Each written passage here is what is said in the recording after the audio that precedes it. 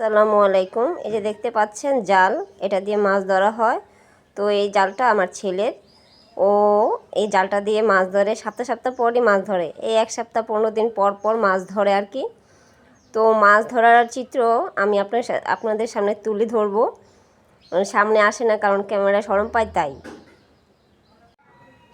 গেছে সপ্তাহ যে মাছ ধরেছে সেটা আর কি ভিডিও করিনি, তবু একটা ছবি উঠিয়ে রেখেছিলাম।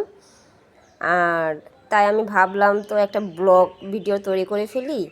তাই এখন একটা ব্লগ ভিডিও তৈরি করার জন্য আর কি আপনাদের সামনে এসেছি। এই যে আমার ছেলে, ওর বয়স চলে 21 বছর।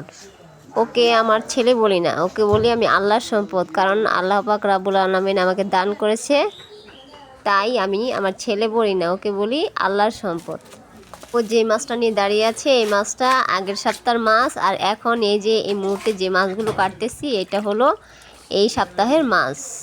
তো এই সপ্তাহে মাছ পেয়েছে খৈল্লা মাছ, টাকি মাছ, আর এই যে বড় একটা তেলাপিয়া। এইটাই আপনাদের এখন রান্না করে এই তেলাপিয়া মাছটাই আপনাদের মাঝে রান্না করে তুলে ধরবো। এই মাছটাই বড় পেয়েছে আর পায়নি।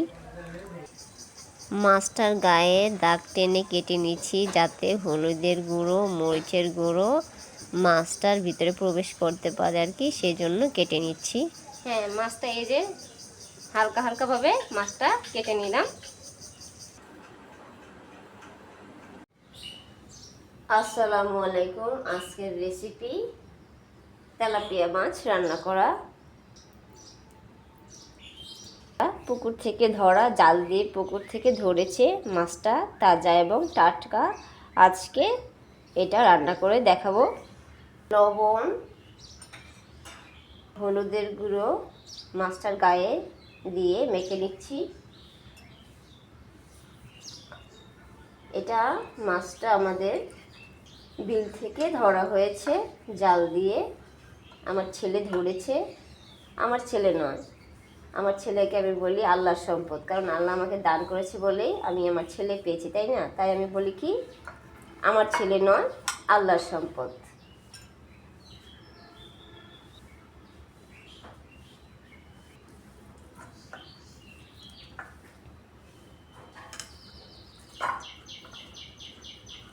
মাছটা হলুদ মাখানো হয়ে গেছে, এখন দিয়ে দিব তেলের মধ্যে।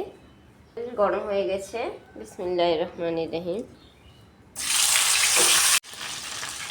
মাছটা হালকা ভাজা হয়েছে, এখন উল্টিয়ে দিব। মাছ থেকে ডিম হয়েছে। মাছ ভাজা হয়ে গেছে, এখন নামিয়ে নেব।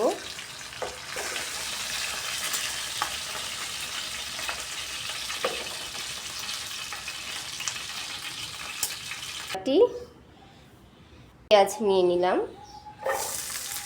তো এখন দিয়ে দিলাম 1/2 চামচ লবণ, দিয়ে পেঁয়াজটা হালকা ভাজা ভাজা করে নেব।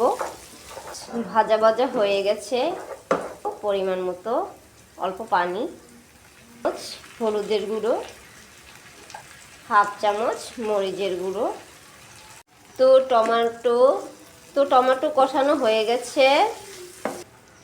পরিমাণ মতো পানি দিয়ে দেব। এখন দিয়ে দিলাম মাছ ভাজাটা। বিসমিল্লাহ। এখন একটু জাল পেলে নামিয়ে নেব। মাছ এখন জাল পেয়ে গেছে, এখন ধনিয়া পাতা দিয়ে দিলাম। তো এখন মাছ রান্না হয়ে গেছে, এখন নামিয়ে।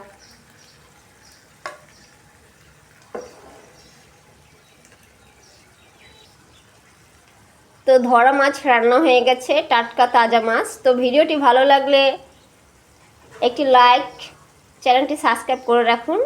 এমনইভাবে নতুন নতুন ভিডিও নিয়ে আপনাদের মাঝে চলে আসবো। সেই পর্যন্তই সবাই ভালো থাকুন, সুস্থ থাকুন। আল্লাহ হাফেজ।